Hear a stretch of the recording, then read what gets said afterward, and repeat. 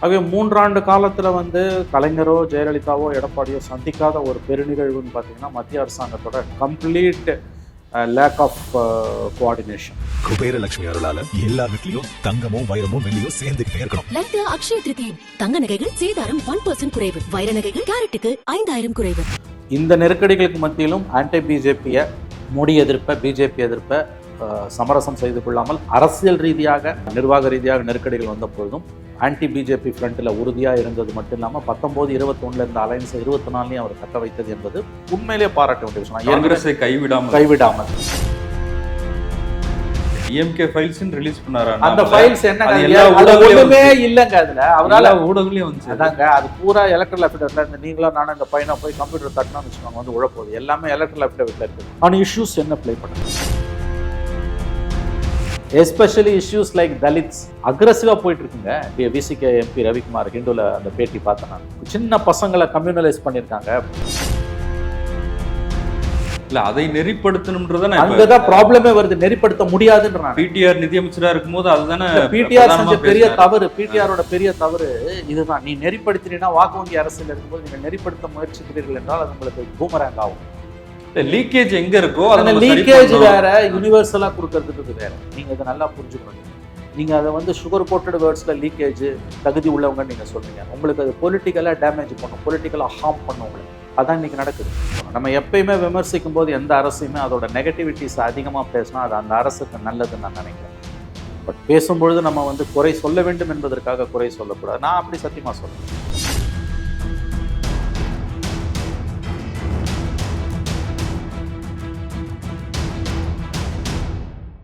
மின்னம்பலம் நேயர்களுக்கு வணக்கம். இந்த நேர்காணலில் நாம் சந்திக்க இருப்பவர் மூத்த பத்திரிகையாளர் திரு மணி அவர்கள். வணக்கம். வணக்கம் ஃபிலிக்ஸ். 2021 திமுக ஆட்சிக்கு வந்தாங்க. 3 ஆண்டுகள் நிறைவடைஞ்சிருக்கு. 4ஆம் ஆண்டில் அடியெடுத்து வைக்கிறாங்க. முதலமைச்சர் திரு மு.க. ஸ்டாலின் ஒரு காணொளி வெளியிட்டிருந்தார். தலை சிறந்த 3 ஆண்டு, தலை நிமிர்ந்த தமிழ்நாடு அப்படின்னு திமுக செய்த சாதனைகளை அதில் பட்டியலிட்டிருந்தார். எதிர்கட்சிகள் நிறைய விமர்சனங்களும் வைக்கிறாங்க. கொடுத்த வாக்குறுதிகளை முழுமையாக நிறைவேற்றலை அப்படின்றது. ஒரு பக்கம் வந்து ஒன்றிய அரசு நிதி நெருக்கடி அப்படின்லாம் வந்து முதலமைச்சரை கூட பல அறிக்கைகள் வெளியிட்டிருக்காரு. எப்படி பார்க்குறீங்க இந்த 3 வருஷத்தை? இந்த 3 ஆண்டுகள் வந்து முக்கியமான 3 ஆண்டுகள் தமிழ்நாடு அரசில் தான் சொல்லணும். I think it's a mixed back. இதை வந்து முழுவதும் தலையில் வச்சு கொண்டாடவும் முடியாது, ஒன்றுமே செய்யலைன்னு நம்ம வந்து தூர வீசி கடாசவும் முடியாது. பேலன்ஸ்டாக தான் இந்த கவர்மெண்ட்டை பார்க்கணுன்னு நான் நினைக்கிறேன். ஃபஸ்ட்டு பாசிட்டிவ்னு பார்த்தோன்னா எப்போயுமே பாசிட்டிவாக ஆரம்பிக்கிறது தான் பெட்டராக இருக்கும்னு நினைப்பதால் நான் சொல்லணும். 3 ஆண்டுகள் முடிஞ்சு போச்சு. 60% ஆஃப் த டென்யூர், 5 வருஷம் ஒரு கவர்மெண்ட்னா 60%, மோர் தென் 50% ஆஃப் தன்னுடைய ஆட்சி காலத்தை இந்த அரசு வந்து கழித்து விட்டது. 5 பட்ஜெட் மொத்தம் ஒரு கவர்மெண்ட்டுக்கு, 4 பட்ஜெட்டை போட்டாங்க. அடுத்த ஆண்டு வரக்கூடிய பட்ஜெட் 25 வரக்கூடிய பட்ஜெட் தான் கடைசி பட்ஜெட். ஏன்னா 26 வந்து ஓட் ஆன் அக்கௌண்ட் தான். ஸோ பட்ஜெட் ப்ரொவிஷன்ஸ்னு பார்த்தீங்கன்னா இவங்க பட்ஜெட் மூலமாக எடுத்து செய்யக்கூடிய சாதனைகள் அல்லது வந்து திட்டங்கள், நலத்திட்டங்கள் அப்படின்னு பார்த்தீங்கன்னா பட்ஜெட்ரி சப்போர்ட்டில் இவங்க செய்யக்கூடியதில் 80% ஓவர், ஜஸ்ட் 20% தான் அவங்ககிட்ட. ஒன்லி 1 பட்ஜெட் தான் அவங்க கையில் இருக்குது. விளையாட்டு மாதிரி ஓடி போச்சு உங்களுக்கு வந்து. பாசிட்டிவ் சைடு நம்ம பார்த்தோம்னா இந்த அரசு பொறுப்பேற்ற காலகட்டம் என்பது ரொம்ப மோசமான ஒரு காலகட்டம். எந்த முதலமைச்சருக்குமே அப்படி ஒரு நிலை வரக்கூடாது.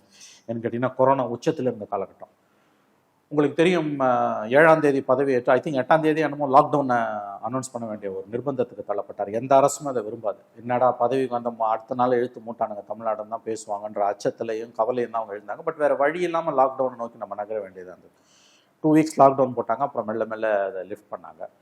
அந்த முதல் ஓராண்டு வந்து கண்டிப்பாக வந்து உங்களுக்கு 2021 22 வரைக்குமே வந்து, ஏன்னா 22 ஜனவரிக்கு பிறகு தான் அது குறைய ஆரம்பிச்சது உங்களுக்கு வந்து கொரோனாவோட வீச்சு.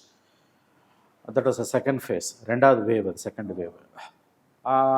அந்த கொரோனா காலத்தில் பதவியேற்றது என்பது எந்த ஒரு அரசுக்குமே ஒரு நெருக்கடியான ஒரு நிலை தான். அதை ஸ்டாலின் எதிர்கொண்டார். வெற்றிகரமாக மீண்டு வந்தார்கள் தான் நம்ம சொல்லணும்.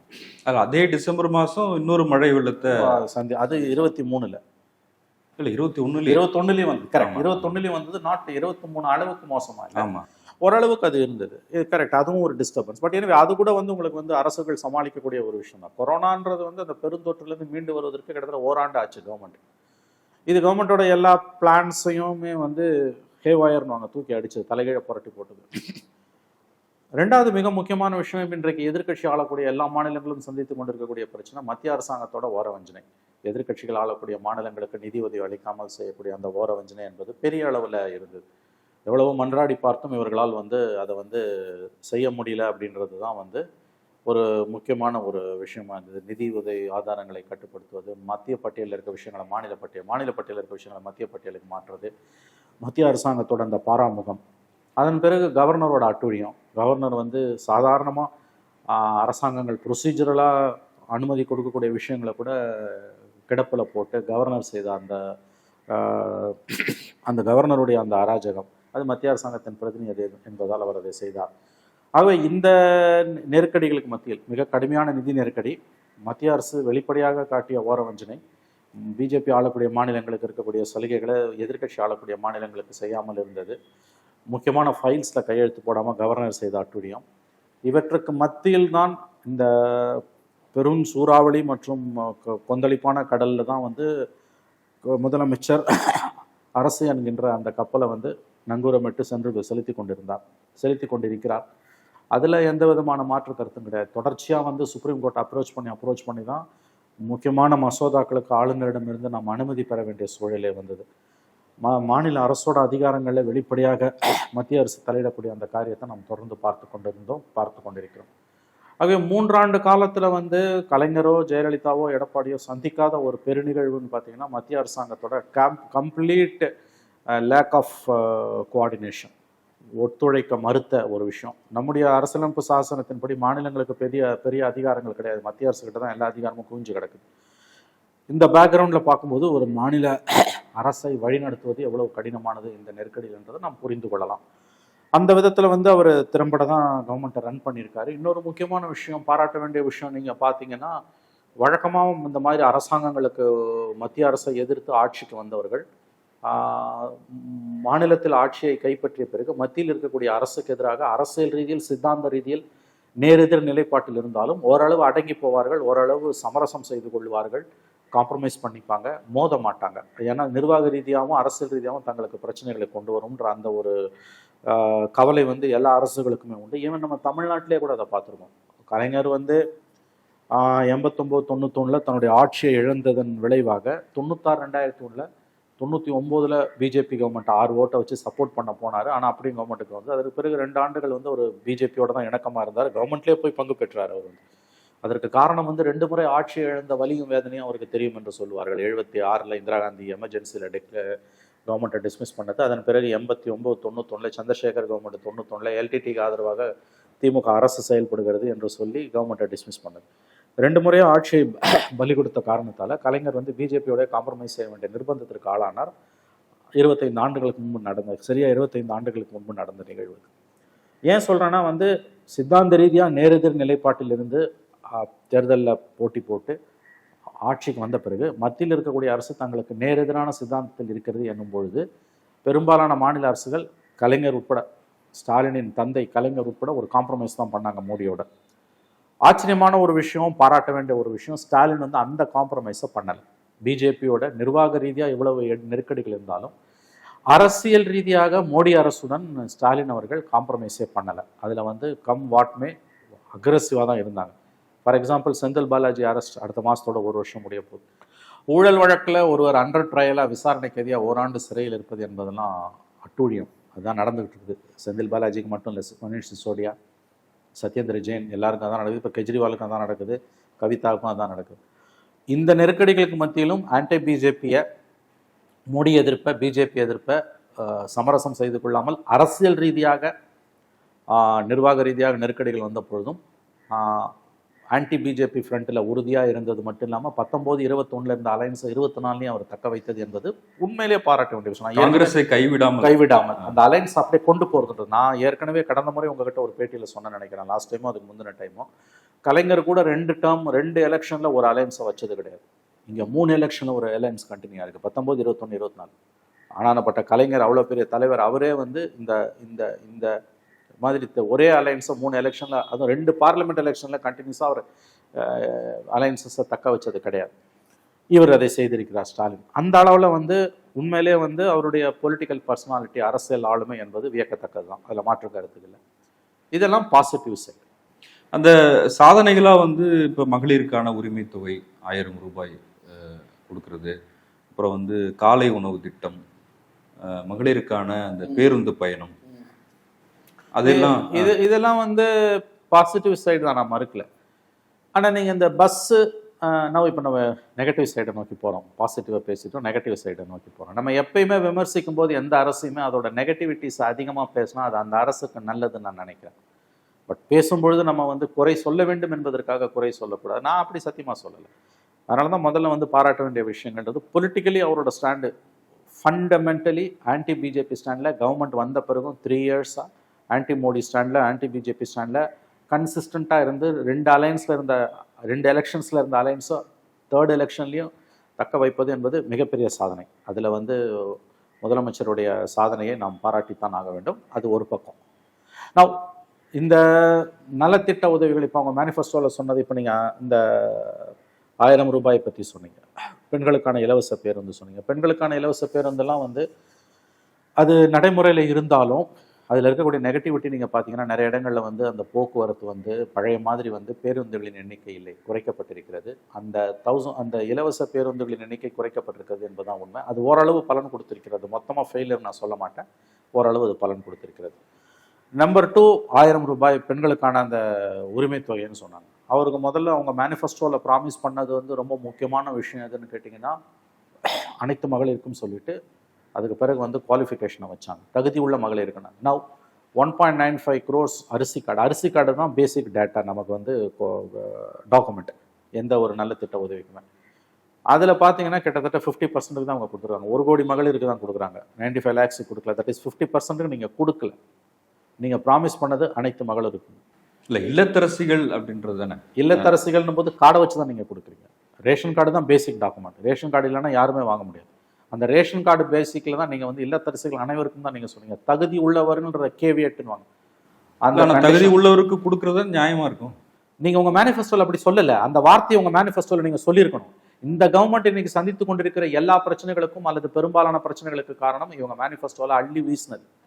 கண்டமேனிக்கு அள்ளி வீசினதோட விளைவு தான் இன்னைக்கு அனுபவிக்கிறாங்க. நீங்கள் சொன்ன ப்ராமிஸ் வந்து 1.95 crore ரைஸ் கார்டு ஹோல்டர் பெண்களுக்கு நீங்கள் சொன்னீங்க. அன்ஃபார்ச்சுனேட்லி நீங்கள் 1 கோடி பெண்களுக்கு தான் கொடுத்துருக்கீங்க. இப்போ உதயநிதி ஸ்டாலின் பல இடங்களில் பேசும்போது அவருக்கு வந்த கோரிக்கைகளை அடுத்து 2.3 லட்சம் பேர் அரௌண்ட் 3 lakh விமன்ஸ்க்கு எக்ஸ்ட்ரா கொடுக்க போகிறாங்க. But still 90 lakh women are left out. அதாவது 50% ஆஃப் த கார்டு ஹோல்டர்ஸ்க்கு நீங்கள் கொடுக்கல.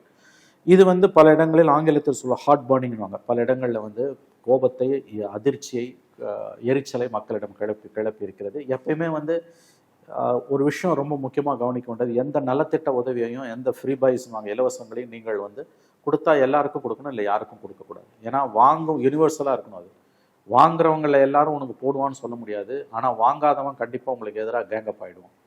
அதான் இதில் இருக்கக்கூடிய பெரிய ரிஸ்க்கு. கலைஞரோ ஜெயலலிதாவோ எதை கொடுத்தாலும் எல்லாருக்கும் தான் கொடுப்பாங்க. இலவச வண்ண தொலைக்காட்சியை கலைஞர் யாரு கொடுத்தாரு? எல்லாருக்கும் கொடுத்தாரு. வச்சிருந்தவன்லாம் வாங்கினான். அதே மாதிரி 5000 ரூபாயெலாம் ஜெயலலிதா வந்து கொடுக்கும்போது வந்து இதில் ஃப்ளட்ஸில் பாதிக்கப்பட்டவங்க எல்லாருக்கும் கொடுத்தாரு. 2008 ஒரு ஃப்ளட் வந்தப்போ கலைஞர் வந்து 2000 ரூபாய் எல்லாருக்கும் கொடுத்தாரு. கார்லாம் வந்து வாங்கி போனானுங்க, நான் பார்த்துருக்கேன். டொயோட்டோ காரை வந்து நிறுத்திட்டு வாங்கி போயிருக்காங்க. இல்ல, அதை நெறிப்படுத்தணும்ன்றதானே அங்கதான் ப்ராப்ளமே வருது. நெறிப்படுத்த முடியாதுன்ற பிடிஆர் நிதியமைச்சரா இருக்கும்போது அதுதானே பிடிஆர் பெரிய தவறு. பிடிஆரோட பெரிய தவறு இதுதான். நீ நெறிப்படுத்தினா வாக்கு வங்கி அரசியல் இருக்கும்போது நீங்கள் நெறிப்படுத்த முயற்சிக்கிறீர்கள் என்றால் அது உங்களுக்கு பூமராங் ஆகும். லீக்கேஜ் எங்க இருக்கோ லீக்கேஜ் வேற, யூனிவர்சலா கொடுக்கறதுன்றது வேற. நீங்க இதை நல்லா புரிஞ்சுக்கணும். நீங்க அதை வந்து சுகர் கோட்டட் வேர்ட்ஸ்ல லீக்கேஜ், தகுதி உள்ளவங்க நீங்க சொல்றீங்க. உங்களுக்கு அது பொலிட்டிக்கலா டேமேஜ் பண்ணும், பொலிட்டிக்கலா ஹார்ம் பண்ணும் உங்களை. அதான் இன்னைக்கு நடக்குது. அம்மா உணவகத்தை ஜெயலலிதா ஆரம்பிச்சாங்க. அந்த அரசாங்கத்தோட முக்கியமான சாதனைகள் ஒன்று நம்ம சொல்லலாம். கொரோனா காலத்துல வந்து பலரும் பசி ஆறுவதற்கு அதான் உதவுச்சு. இன்னைக்கு என்ன நிலைமை? இன்னைக்கு அம்மா உணவு செயல்படுது. எந்த லட்சணத்துல செயல்படுது? Slow death. நீங்க போய் பாருங்க. நான் சேலஞ்சு பண்றேன். அம்மா உணவகங்கள் எடப்பாடி பீரியட்ல, ஜெயலலிதா பீரியட்லையும் எடப்பாடி பீரியட்லையும் இருந்த அளவுக்கு இன்னைக்கு இருக்குதானா? இல்ல. மெல்ல மெல்ல அவ இறந்து கொண்டிருக்கின்றன. அந்த அம்மா கிட்ட அம்மா உணவகத்தை ஆரம்பிக்கும் போது 10 ரூபாய் இருந்தனா ஒருத்தன் ஒரு மார்னிங் டிஃபனை முடிச்சுட்டு போயிடலாம். மதியானம் நைட்டு 30 ரூபாய் இருந்தாலும் ஒருத்தனால ஒரு வேலையை ஒரு வேளை சாப்பாடை ஒரு நாள் சாப்பாடை முடிச்சுக்க முடியும். அம்மா 50,000 ரூபாய் 1 லட்ச ரூபாய் சம்பாதிக்கிற ஐடி ப்ரொஃபஷனல்ஸ்லாம் வந்து சாப்பிட்றாங்கம்மாண்ணா, ஸோ வாட், சாப்பிட்டு போட்டுமே. நாங்கள் நீங்கள் அங்கே போய் அளவுகோலை வச்சு நீங்கள் வந்து ரேஷன் கார்டு இருக்கவனுக்கு தான் கொடுக்கணும், ஆதார் கார்டு வச்சுருக்கணும் தான் கொடுக்கணும், வருமான வரி சர்டிஃபிகேட்னா அது ஃபெயிலியர் ஆகிடும். இந்த புரிதல் இந்த கவர்மெண்ட்டுக்கு இல்லை. இவங்க பண்ண ரொம்ப மோசமான ஒரு தவறுகளை என்னை பொறுத்த வரைக்கும் வந்து அது ரொம்ப தவறு. அம்மா உணவகங்களை வந்து இவங்க வந்து நசிந்து போக நலிந்து போக விட்டது. பல இடங்கள்ல இன்றைக்கி அம்மா உணவகங்கள் மோசமான நிலைமையில் இருக்கணும். எனவே அது ஒரு பக்கம் இருக்கட்டும்.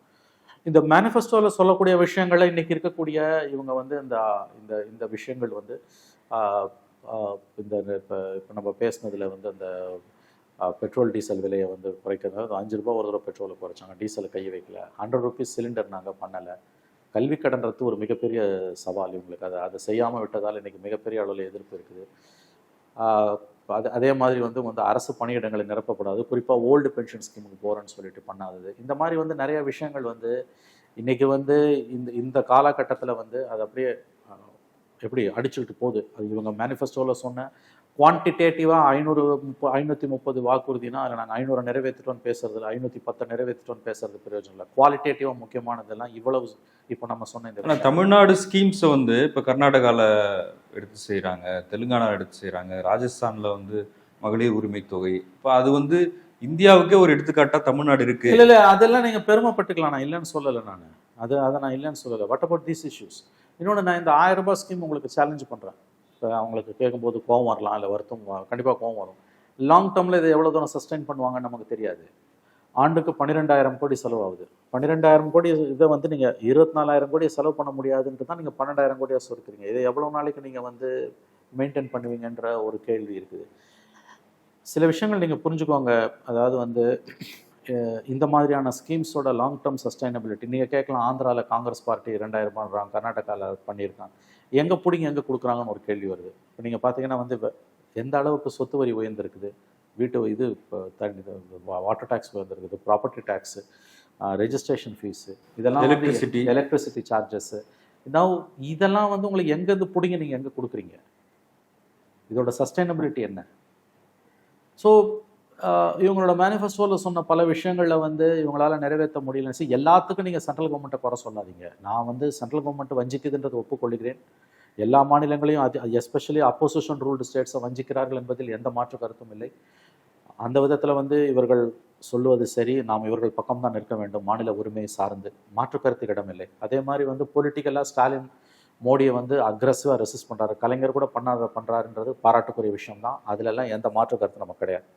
இதெல்லாம் ஒரு பக்கம். இன்னொரு பக்கம் நீங்கள் எடுத்தீங்கன்னா இவ்வளவு நெருக்கடிகளும் மேனிஃபெஸ்டோவில் சொன்னதை செய்ய முடியாமல் போனதும், மேசிவ் கரப்ஷன் இருக்குது, அப்புறம் டாஸ்மாக் ப்ராப்ளம் இருக்குது. இதெல்லாம் வந்து நீங்கள் மோடியை சொல்லி தப்பிச்சுக்க முடியாது. சாண்ட் மைனிங் இஷ்யூலெலாம் வரக்கூடிய பிரச்சனைகள் வந்து ஃபார்ச்சுனேட்லி இவங்க எஸ்கேப் பண்ணாங்க. ஏன்னா வந்து இவங்க மோடி கவர்மெண்ட் வந்து அதை முழுக்க பழிவாங்கும் நடவடிக்கைகள் எடுத்துகிட்டு போனதால், செந்தில் பாலாஜி இஷ்யூ அக்ரெசிவாக பொலிட்டிக்கலில் வெண்டேட்டான்னு போனதால் இந்தியா முழுவதும் வந்து எதிர்கட்சிகளை குறி வச்சு மட்டுமே இவர்கள் வந்து என்ஃபோர்ஸ்மெண்ட் டைரக்டரேட் நடந்ததால் தமிழ்நாட்டில் சாண்ட் மைனிங்கில் எடுக்கப்பட வேண்டிய நடவடிக்கைகள் எடுக்கப்படாமல் இவர்கள் தப்பித்தார்கள். கடைசியில் உச்சநீதிமன்றத்தில் போய் அந்த 5 கலெக்டரும் அப்பியர் ஆகணும்னு சொன்னாங்க. அதுக்கு பிறகு அதுவும் வந்து நேற்றைக்கு மறுபடியும் வந்து அவங்கள ஹரேஸ் பண்ணக்கூடாதுன்னு சொல்லியிருக்காங்க. ஃபெடரல் ஸ்ட்ரக்சரில் தலையிடுறாங்கன்றது உண்மைன்னு இருந்தாலும் இங்கே இயற்கை வளங்கள் எவ்வளோ தூரம் சுரண்டப்படுகின்றதுன்ற ஆங்கிளில் பார்த்தீங்கன்னா அதெல்லாம் இங்கே ஒரு பெரிய பிரச்சனை. ஆகவே எல்லாத்துக்கும் நீங்கள் வந்து மோடி கவர்மெண்ட்டை குறை சொல்லிட்டு தப்பிச்சிட முடியாது. இன்னொரு முக்கியமான விஷயம் ஃபிலிக்ஸ், நான் இந்த விஷயத்தை எப்படி பார்க்குறேன்னா, யாருக்குமே இல்லாத ஒரு ப்ளஸ் பாயிண்ட் ஒரு விதத்தில் வரப்பிரசாதம் ஸ்டாலினுக்கு என்னன்னு கேட்டிங்கன்னா, எதிர்கட்சிகளே டோட்டலாக இல்லை. கலைஞருக்கு கூட வலுவான எதிர்கட்சியாக ஜெயலலிதா இருந்தாங்க. ஜெயலலிதா மறைந்த பிறகு எடப்பாடிக்கு வலுவான எதிர்கட்சியாக ஸ்டாலின் இருந்தார். எடப்பாடி கவர்மெண்ட்டில் அக்ரெசிவ் அப்போசிஷனை டிஎம்கே ப்ளே பண்ணிச்சு. இன்றைக்கி அதில் 10% கூட வந்து ஏடிஎம்கேவால் ப்ளே பண்ண முடியல. பிஜேபி டோட்டலாக கொலாப்ஸ் ஆகி கிடக்குது. அவங்களுக்கு அரசியல் பண்ணவே தெரியல. அவங்க நான் இஷ்யூஸை கையில் எடுக்கிறாங்க, அதெல்லாம் இங்கே எடுபட மாட்டேங்குது. ஃபார் எக்ஸாம்பிள் மைக்கேல் பட்டி இஷ்யூ மாதிரியான விஷயங்கள். ஸ்டாலினுக்கு கிடைச்ச ஒரு மிகப்பெரிய வரப்பிரசாதம் என்று நான் கருதுவது வலுவான எதிர்கட்சி இல்லாமல் இருப்பது. உண்மையிலே அவர் அதிர்ஷ்டசாலி தான். வலுவான எதிர்கட்சி அவருக்கு இல்லை. எடப்பாடிக்கு ஒரு வலுவான எதிர்கட்சி இருந்தது, திமுகவும் ஸ்டாலினும் இருந்தார்கள். ஸ்டாலினுக்கு வலுவான எதிர்கட்சி இல்லை. ரெண்டாவது ஒரு மேஜர் அட்வான்டேஜ் திமுக அரசுக்கு என்னென்னா media, main stream media, especially main stream media வந்து அரசாங்கத்தின் தவறுகளை சுட்டி காட்ட வேண்டிய அளவுக்கு சுட்டி காட்டாமல் எடப்பாடியை விமர்சனம் செய்ததில் I can go far to say 10% கூட இன்றைக்கி ஸ்டாலின் கவர்மெண்ட்டை மெயின் ஸ்ட்ரீம் மீடியா விமர்சனம் பண்ணுறதில்ல. இதெல்லாம் ஒரு அட்வான்டேஜ்னே அவங்க வச்சுக்கிட்டாங்கனாலும் இதை வச்சுக்கிட்டு நீங்கள் என்ன பண்ணுறீங்க? ஏன்னா ஒரு வலுவான எதிர்க்கட்சியோ ஒரு அக்ரஸிவான பர்மனண்ட் அப்போசிஷன் சொல்லக்கூடிய மீடியாவோ இல்லைன்னா அந்த கவர்மெண்ட்டுக்கு அந்த நேரம் அது இனிப்பாக இருக்கலாம். ஆனால் உண்மையிலேயே வந்து அது அவங்களுக்கு மிகப்பெரிய பேர் இடியை, பேர் ஆபத்தை தான், பேர் அவலத்தை தான் கொண்டு வரும். அதுதான் இன்றைக்கி தமிழ்நாடு. ஸோ இந்த விதத்தில் அவர் வந்து ஒரு அதிர்ஷ்டம் பண்ணவர் தான் எனக்கு தோணுது. ஏன்னா யாருக்குமே இல்லாத, கலைஞருக்கோ ஜெயலலிதாவுக்கோ எடப்பாடிக்கோ இல்லாத ஒரு வரப்பிரசாதம் ஸ்டாலினுக்கு அமைந்தது. வலுவான எதிர்க்கட்சி இல்லை. இது வந்து ஒரு ப்ளஸ் பாயிண்ட் இந்த கவர்மெண்ட்டுக்கு. 66 எம்எல்ஏ அதிமுக இருக்கிறாங்க, பாமக இருக்காங்க, பாஜகவும் 4 எம்எல்ஏக்கள் இருக்காங்க, பாமக 5 எம்எல்ஏக்கள் இருக்காங்க. அப்படி இருக்கும்போது எதிர்கட்சி இல்லை. நம்பர்ஸ் சொல்றீங்க ஃபெலிக்ஸ். 75 opposition strength is 75. சட்டமன்றத்தில் எடப்பாடி பேசுறாரு, கேள்வி எழுப்புறாரு, வெளிநடப்பு செய்யறாரு. அதாவது எடப்பாடியே ரெக்வஸ்ட் பண்ண சில இஷ்யூஸ்ல வந்து எடப்பாடியே நீங்க இருங்க, இதை ஆதரிச்சு ஓட்டு போடுங்கன்னு ரெக்வஸ்ட் பண்ற சூழ்நிலையில் திமுக இருக்காங்க. அதாவது நீங்கள் வந்து எண்ணிக்கையை வச்சு சொல்கிறீங்க, ப்ளஸ் வந்து டிஃபெண்ட் பண்ணணும்னு பண்ணுறீங்க நீங்கள். எடப்பாடியும் பிஜேபியும் பாமகவும் எல்லாம் சேர்ந்து கம்பைன்டு ஸ்ட்ரென்த் 75 பவர்ஃபுல் அப்போசிஷன். ஆனால் அவங்க என்ன ரோலை ப்ளே பண்ணாங்க? ஒரு லாக்அப் டெத் நடக்குது எங்கள் தூத்துக்குடியில். அது பெனிக்ஸ் ஜெயராஜா, அந்த அப்பாவும் பிள்ளையும் அடித்து சாவடிச்சானுங்களே, அந்த கேஸை டிஎம்கே எப்படி ப்ளே பண்ணுச்சு? தூத்துக்குடி துப்பாக்கி சூட்ட டிஎம்கே எப்படி ப்ளே பண்ணுச்சு? மீடியா எப்படி ப்ளே பண்ணுச்சு? இன்றைக்கி எவ்வளோ லாக்அப் டெத் நடக்குது? லாஸ்ட் மந்த் மட்டும் 10 நாளில் 4 லாக்அப் டெத்ஸ் தமிழ்நாட்டில்.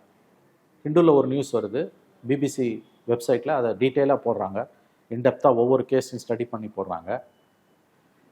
மீடியா என்ன ப்ளே, அப்போசிஷன் என்ன? இத்தனைக்கும் அது எலெக்ஷன் டைமுக்கு விலேக்ஸ். ஏப்ரல் 5லேருந்து ஏப்ரல் 16 வரைக்கும் 12 நாளில் 4 லாக்அப் டெத். மீடியா என்ன ப்ளே பண்ணுச்சு? இதே திமுகவும் எதிர்கட்சியாக இருந்ததுன்னா அதை அவங்க வந்து ஊதி ஊதி பெருசாக்கியிருப்பாங்க. அதுதான் correct. As and opposition DMK play பண்ண மாதிரி ஏடிஎம்கேவால் ப்ளே பண்ண முடியல. மீடியா அன்னைக்கு கம்ப்ளீட்டாக வந்து எடப்பாடி சிஎம்மாக இருக்கும்போது மீடியா டிஎம்கே இன்ஃப்ளூயன்ஸில் இருந்தது பெரிய அளவில். டிஎம்கே கவர்மெண்ட் இருக்கும்போது மீடியா வந்து பெரிய அளவில் டிஎம்கேவோட இன்ஃப்ளூயன்ஸில், இன்னும் சொல்ல போனால் அவங்க கட்டுப்பாட்டில் தான் இருக்குது மெயின் ஸ்ட்ரீம் மீடியா. அதை நான் சார்ஜாகவே வைக்கிறேன். டிஎம்கே ஃபைல்ஸ் ரிலீஸ் பண்ணாரு. அந்த ஃபைல்ஸ் என்ன இல்லைங்க, அதில் அவரால் ஊடகங்களையும் வந்துச்சு. அதாங்க, அது பூரா எலக்ட்ரல் அஃபிடவிட்ல இந்த நீங்களும் நானும் இந்த பையனை போய் கம்ப்யூட்டர் தட்டினான்னு வச்சுக்கோங்க, வந்து உழப்போகுது. எல்லாமே எலக்ட்ரல் அஃபிடவிட்ல இருக்குது. ஆனால் இஷ்யூஸ் என்ன ப்ளே பண்ணாங்க? நான் வந்து உதாரணத்தோட உங்களுக்கு கேட்கேன். இப்போ லாக்அப் டெத்ஸ் வந்து ரொம்ப பெரிய இஷ்யூ. எந்த கவர்மெண்ட்டுக்குமே வந்து லா அண்ட் ஆர்டர் தான் அதோட அளவுகோல். முகத்தில் இருக்க பிந்தின்வாங்க, செந்தூரம் மாதிரி. ஒரு அரசாங்கத்தின் அளவுகோல் சட்டம் ஒழுங்கு. காவல்துறையை கையில் வைத்திருப்பவர் முதலமைச்சர். நமக்கு தனியாக ஹோம் மினிஸ்டர் கிடையாது, சீஃப் மினிஸ்டர் தான் ஹோம் மினிஸ்டர். ஸோ முதலமைச்சருக்கு கூடுதல் பொறுப்பு இருக்குது. அப்படி பார்க்கும்போது இந்த இன்சிடென்ட்ஸை எதிர்கட்சிகள் என்ன ப்ளே பண்ணிச்சு? சரி, அடுத்த இஷ்யூ நீங்கள் எடுத்தீங்கன்னா தலித்ஸுக்கு எதிரான கொடுமைகள் வந்து கடந்த 3 ஆண்டுகளில் மிக அதிகமாக தமிழ்நாட்டில் நடந்துகிட்டு இருக்குது. என்சிஆர்பி ரெக்கார்ட்ஸ் படி பார்த்தீங்கன்னாலே அதிகமாகிட்டு இருக்குது.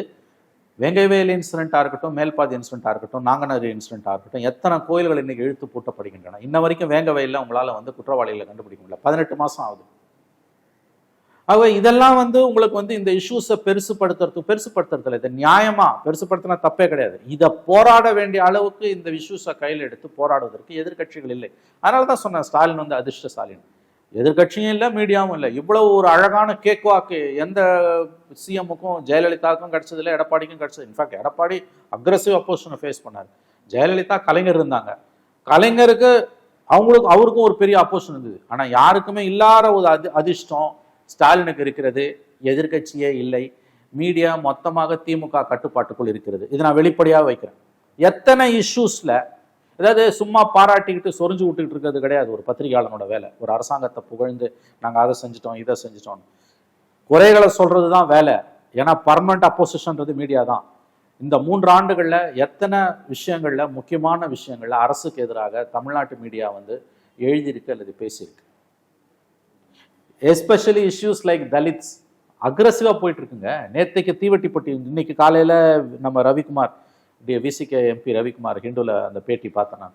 இன்னைக்கு இவங்க விசிகா ஆர்ப்பாட்டம் சேலத்தில். இந்த ஓபிசி மக்கள் வந்து அந்த சின்ன பசங்களை கம்யூனலைஸ் பண்ணியிருக்காங்க. காஸ்ட் ஃபீலிங், ஜாதி வெறி சின்ன பசங்களுக்கு தலைவிரிச்சாடுது. ஜுவனைல்ஸ், அவனை நீங்கள் அரெஸ்ட் பண்ண கூட வச்சிங்கன்னா ஓமுக்கு தான் அனுப்பணும். நீங்கள் அவனை வந்து ஜெயிலுக்கு அனுப்ப முடியாது. 15-16 வயசு பசங்க தலித் வீடுகளை போய் கொளுத்துறான். கோயில்களை இழுத்து போட்டுறாங்க, உள்ளே போக முடியல. மேல்பாதியில் வந்து இன்னமும் வந்து 1 வருஷமாக கோயில் பூட்டி கிடக்குதுங்க. தலித்துகளுக்கு உள்ள கூட்டுட்டு போவேன் ஒரு நாளை குறிச்சிட்டு போறாரு கலெக்டர். அன்னைக்கு வந்து கோயில் இழுத்து போடுறாங்க. ஒரு வருஷம் பொறுத்து இப்போ நீதிமன்றம் தலையிட்டு அந்த கோயிலில் திறந்து, ஆனால் யாரும் போகக்கூடாது, குருக்கள் மட்டும் போய் அர்ச்சனை பண்ணலான்றாங்க. இது என்னங்க சமூக நீதி? கோயிலில் உள்ள தலித்துகளை அழிச்சிட்டு போறதுதான் சமூக நீதியை ஒழிய யாருக்கும் இல்லைன்னு கோயிலை இழுத்து போடுறது கிடையாது. மதுரை பெஞ்சில் அந்த ஜட்ஜு, ஐ திங்க் ஜஸ்டிஸ் புகழேந்தின்னு நினைக்கிறேன், சப்ஜெக்ட் டு கரெக்ஷன், அவர் ஒரு ஆர்டர் போடுறாரு. சிவகங்காவில் ஒரு கோயில், அந்த கோயிலில் தலித்ஸ் உள்ள போக முடியல, கவர்மெண்ட் உத்தரவு போட்டும் போக முடியலன்னும் போது நான் சென்ட்ரல் ஃபோர்ஸஸ் ஆர்டர் பண்ண வேண்டியிருக்குன்றாரு. இது எந்த அளவுக்கு எதிர்கட்சிகள் பேசிச்சு, எந்த அளவுக்கு ஊடகங்கள் பேசிச்சு, இது ரொம்ப வெட்கித்தலை குனிய வேண்டிய விஷயங்க. ஆனா இப்ப தலித்ஸ் போக கூடாதுன்னு அரசு நினைக்கல. அரசு கலெக்டர் வந்து 2 பேரையும் வச்சு பேசுறாங்க.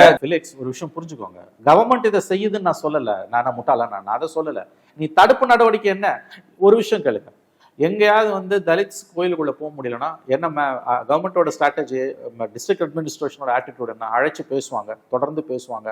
அடங்கலான என்ன பண்ணுவாங்க, ஒரு நாளை குறிப்பாங்க, இத்தனாம் தேதி நாங்கள் அழைச்சிட்டு போவோம், with you without you in spite of you வாங்கல. மேல் பாதியிலையும் அந்த மாதிரி ஒரு நாள் குறிச்சாங்க. மேல் பாதியில நல்லா சொன்னீங்க. திங்கக்கிழமையில இருந்து வெள்ளிக்கிழமை வரைக்கும் பேச்சுவார்த்தை நடத்துறாரு கலைஞர். அடங்குறதா தெரியல. வெள்ளிக்கிழமை அன்னைக்கு காலையில வந்து கலெக்டர் சொல்றாரு, உங்களுக்கு 2 நாள் டைம் கொடுக்குறேன், திங்கக்கிழமை காலையில நீங்களா வந்தீங்கன்னா உண்டு, இல்லை நானும் எஸ்பியும் கோயிலை திறந்து மக்களை அழைச்சிட்டு போவோம், எல்லா மக்களையும் அழைச்சிட்டு போவோன்ட்டு போறாரு. உடனே தலித் ஆக்டிவிஸ்ட், தலித் மக்கள்லாம் சந்தோஷப்படுறாங்க, புலகாயுதம் பண்ணிடுறாங்க. திங்கக்கிழமை காலையில கலெக்டர் வராரு, எஸ்பி வராரு, போலீஸ் வருது, கோயிலை மூடி சீல் வைக்கிறாங்க. எங்கேயுமே நடக்காத அவலங்க இது. இதை எந்ததோ விதத்துல நியாயப்படுத்துறாங்க திமுகவினர். நீங்க வைக்கம் போராட்டத்தோட 100ஆண்டு விழாவை கொண்டாடி என்ன பிரயோஜனம்? வைக்கம் போராட்டத்தை நம்ம ஏன் நினைவு கூறுறோம், ஏன் நம்ம வந்து அதை பத்தி பெருமையா பேசுறோம், 100ஆண்டுகள் விழாக்களை ஏன் கொண்டாடிக்கிறோம்? அன்னைக்கு வந்து கோயிலை திறந்து தந்தை பெரியாரும், சொல்ல போனா வைக்கம்ல வந்து கோயில், அந்த கோயில் வீதியிலேயே ஆமா வீதியிலேயே போகக்கூடாது. நாங்க அன்னைக்கு வந்து அந்த வீதியில போகக்கூடாதுன்னு இழுத்து பூட்டி, கோயிலை இழுத்து பூட்டி, இதான் சமூக நீதினா அது எவ்வளவு அவலமா இருந்திருக்குமோ அந்த அவலம் தான் இன்னைக்கு நடக்குது தமிழ்நாட்டுல. மேல் பாதியில நடந்தது யாருக்கும் 1 வருஷமா மூடி கிடக்குது. இப்ப திறக்கும் போது கூட கவர்மெண்ட் என்ன சொல்லுது, குருக்கள் மட்டும்தான் அங்க போகலாம், எந்த ஜாதியும் போக முடியாது. எந்த ஜாதியும் போக முடியாது சமூக நீதினு சில அறிவுஜீவிகள், அறிவு கொழுந்துகள் ஆர்கியூ பண்றாங்க திமுகல. எப்படி நியாயம் அது? நீங்க ஒண்ணு புரிஞ்சுக்கோங்க, இந்த மோடி எதிர்ப்பு, பிஜேபி எதிர்ப்பு, ஆர்எஸ்எஸ் எதிர்ப்பு, இந்துத்துவ எதிர்ப்பு, மதவாத எதிர்ப்பு என்கின்ற ஒற்றை அரசியல் இலக்கை வைத்துக்கொண்டு, ஒற்றை அரசியல் செயல் திட்டத்தை, பொலிட்டிக்கல், அஃப்கோர்ஸ் அது மெயின் மறுக்கல, அதை வைத்துக்கொண்டு நீங்கள் செய்யக்கூடிய தவறுகளை அல்லது அட்டூழியங்களை அல்லது வந்து இங்க இருக்கக்கூடிய தீண்டாமைக்கு துணை போகக்கூடிய காரியங்களை ஒருபோதும் மன்னிக்க முடியாது. இன்னைக்கு அதுதான் இங்க நடந்துகிட்டு இருக்குது. இல்ல, ஆனா அது சென்சிட்டிவான இஷ்யூ. ஒரு 2 சமூகங்களுக்கு இடையே ஒரு கிளாஷ் வந்துடக்கூடாதுன்ற ஒரு ஜாக்கிரதையும் ஒரு கவர்மெண்ட்டுக்கு வேணும்ல. இது வந்து ரொம்ப மன்னிக்கணும், வெக்கங்கட்ட ஆர்குமெண்ட். எந்த ஆலய நுழைவு போராட்டத்தையுமே இதை வச்சு நீங்க முடிச்சிடலாம் ஒரே விதமா. அவன் மனசு எல்லார் மனசும் ஒரே நேரத்துல குளிரணும். இல்ல, அது முடிவு வந்துருச்சு நான் சொல்ல. இல்ல, யார் மனசும் நோகக்கூடாதுன்றது ஆர்குமெண்ட்டே கிடையாது. நீங்க எதை செஞ்சீங்கன்னாலும் it should be on the basis of your constitution. அரசியலமைப்பு சாசனம் தீண்டாமையை ஒழிக்குது. இப்படிதான நூற்றுக்கணக்கான இடங்கள்ல கலெக்டர்ஸும் எஸ்பிஸும் கோயில்களை திறந்து தலித்ஸை உள்ள கூட்டு போயிருக்காங்க. 1 வருஷமா நீ மூடி வச்சிருக்க. கோர்ட்டு சொல்லுதுங்க, சென்ட்ரல் ஃபோர்ஸ், ஹைகோர்ட் சொல்லுது, ஆர்டர் போட்டு இவங்க போக மாட்டேன்றாங்க, சென்ட்ரல் ஃபோர்ஸஸை நாங்கள் உள்ள அழைச்சிட்டு போவோன்றாங்க. தலித்துகளுக்கு எதிரான கொடுமை தமிழகத்தில் கடந்த 3 ஆண்டுகளில் தமிழகம் வெட்கி தலைகுனிய வேண்டிய அளவுக்கு அதிகரித்து கொண்டிருக்கிறது. துரதிருஷ்டவசமாக எதிர்கட்சிகளும் மீடியாக்களும் பேச வேண்டிய அளவுக்கு, நான் வந்து திமுக மேல உனக்கு காழ்ப்புணர்ச்சி இருக்குது, அஜெண்டா இருக்குது, அதனால அதை ஊதி பெருசாக்குன்னு சத்தியமா சொல்லலை.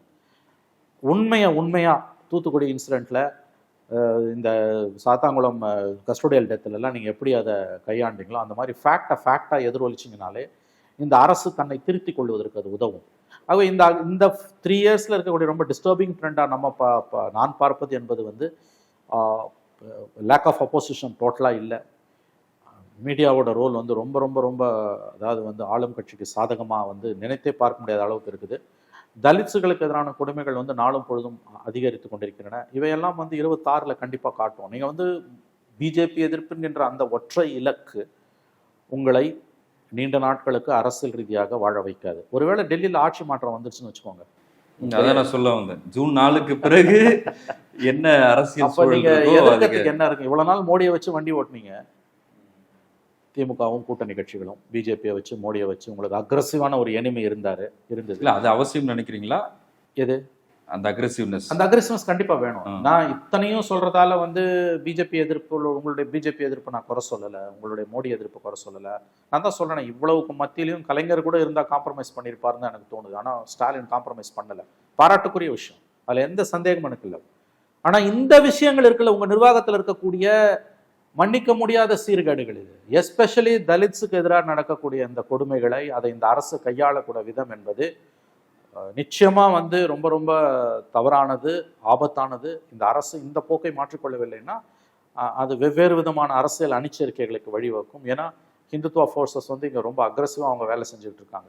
நீங்கள் வெறுமனே வந்து இது பெரியார் மண்ணு, திராவிட மண்ணு இதெல்லாம் பேசிக்கிட்டு இங்கே தலித்துகளுக்கு எதிரான கொடுமைகளை வந்து உங்களால் கட்டுப்படுத்த முடியல, டெம்பிள்ஸை வந்து நீங்கள் இழுத்து பூட்டுறீங்கன்னா கண்டிப்பாக வந்து அரசியல் ரீதியாக நீங்கள் மிகவும் மிகவும் பலவீனப்பட்டு போகிறீர்கள்.